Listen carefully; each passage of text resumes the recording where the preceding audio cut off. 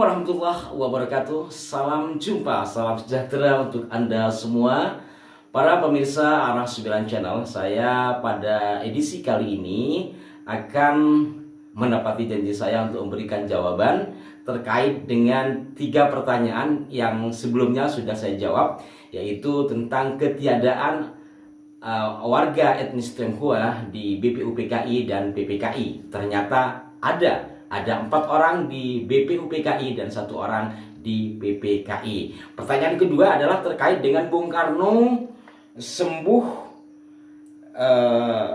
Bung Karno sakit menjelang pembacaan teks proklamasi, sembuh dengan madu Yaman Arab, bukan madu Cina. Postingan ini dikirim ke salah seorang subscriber kami. Beliau seorang tenaga medis di salah satu rumah sakit di Jakarta. Kemudian ditanyakan kepada saya, benarkah hal itu? Kemudian yang ketiga adalah pertanyaan terkait dengan rumah proklamasi. Saya akan jawab yang ini. Benarkah Bung Karno sembuh dengan atau setelah minum madu Yaman ketika beliau mengalami sakit menjelang pembacaan teks proklamasi pada 17 Agustus 1945.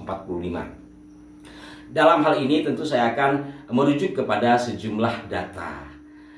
Memang di sejumlah data dikatakan Bung Karno sakit ketika beliau pulang dari rumah Laksamana Maida setelah melakukan rapat hampir semalam. Setelah pulang dari Rengas Dengklok, kemudian melakukan rapat sampai dini hari untuk mempersiapkan kemerdekaan Indonesia pada pagi hari 17 Agustus 1945. Hal itu juga disampaikan langsung oleh Bung Karno dalam buku biografi beliau, yaitu Soekarno Penyambung Lidah Rakyat, yang ditulis oleh Cindy Adam. Bung Karno menyampaikan, badanku menggigil dari kepala sampai ke kaki, suhu tubuhku naik sampai 40 derajat. Meski sakitku sangat parah, aku tak dapat pergi tidur. Begitu sampai di rumah, aku langsung ke meja tulisku dan duduk di sana selama berjam-jam, kata Soekarno. Intinya bahwa beliau sakit itu jelas karena diakui oleh Bung Karno sendiri. Kemudian terkait dengan sembuhnya Bung Karno dari sakit itu dengan minum madu Yaman, saya tidak mengatakan pendapat itu salah, tetapi saya tidak menemukan datanya. Data yang ada seperti ditulis di sini.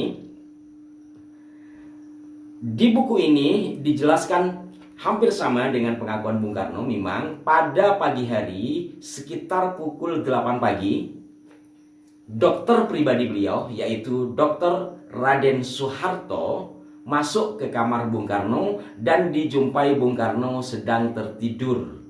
Mungkin jika awalnya Bung Karno belum bisa tidur, kemudian bisa tidur. Lalu Dr. Soeharto mengusap tangan Bung Karno. Bung Karno kemudian bangun dan langsung mengatakan, "Mas, aku pating greges."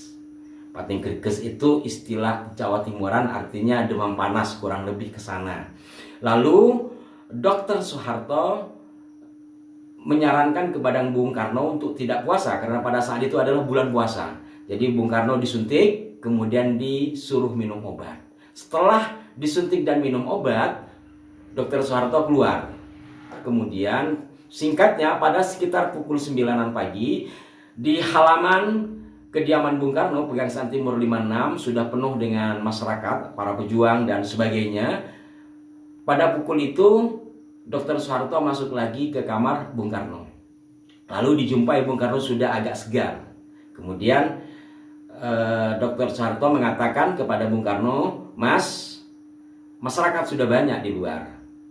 Lalu Bung Karno berbenah, kemudian minta, "Tolong Hatta suruh ke sini." Kurang lebih seperti itu. Dr. Soeharto keluar menyuruh seseorang untuk memanggil Bung Hatta. Singkatnya kemudian Bung Hatta masuk ke dalam kamar Bung Karno. Keberadaan Bung Karno dan Bung Hatta di dalam kamar itu juga dikisahkan oleh Bu Fatmawati. Beliau mengatakan di pagi itu pada pukul 9-an Bung Hatta masuk, lalu terjadilah perbincangan antara Bung Karno dan Bung Hatta, disaksikan oleh Bu Fatmawati. Ditulis di sini. Tetapi apa yang diperbincangkan oleh dua tokoh ini di sini juga tidak dijelaskan.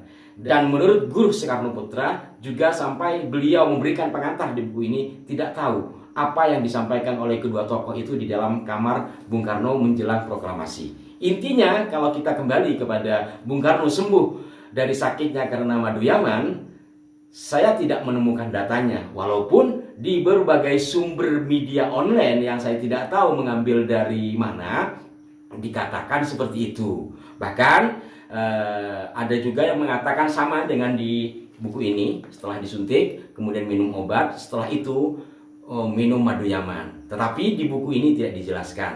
Maka benarkah Bung Karno minum madu Yaman setelah diobati? Tentu saya tidak bisa mengatakan iya atau tidak karena belum ada data.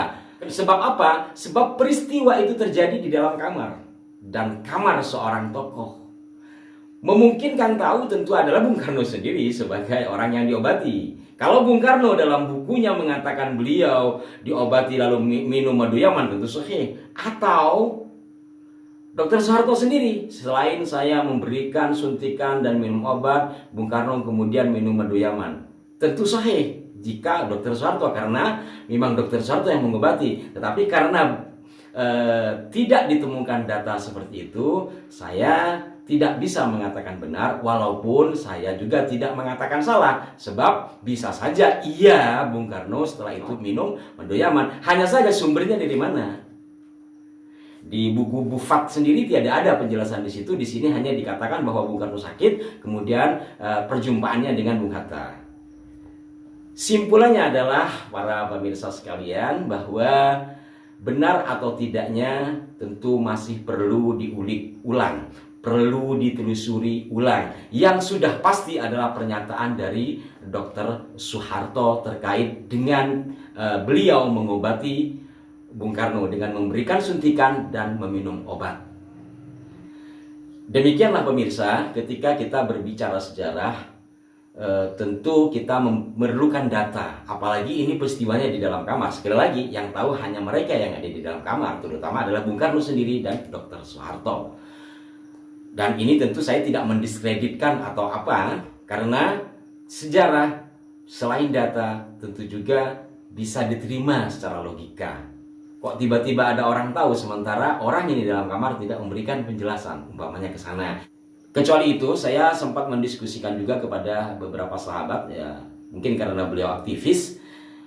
Beliau mengatakan peristiwa ini kan, berita ini muncul kan sekitar 1 tahun atau satu setengah tahun yang lalu, gitu. Yang dikatakan bahwa ini ada kaitannya dengan peta perpolitikan pada saat itu yang diistilahkan dengan politik identitas.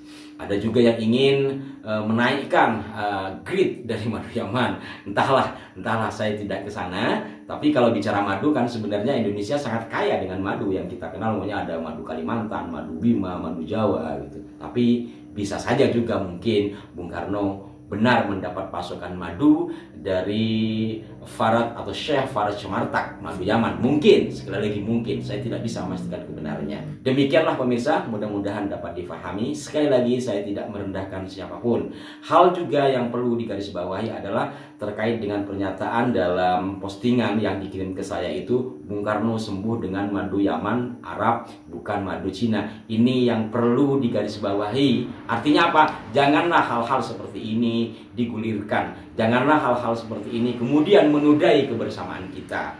Siapapun kita, dari mana asal-usul orang tua kita, selama kita mencintai negeri ini dan berbakti kepada bumi pertiwi, tentunya kita semua adalah bersaudara. Mudah-mudahan bermanfaat, dan apabila ada kekeliruan dari apa yang saya sampaikan, mohon maaf. Dan jikalau mungkin di antara Anda yang menyaksikan video ini memiliki sumber-sumber terkait dengan hal tersebut, mohon diinformasikan kepada kami di kolom komentar. Sampai jumpa. Wassalamualaikum warahmatullahi wabarakatuh.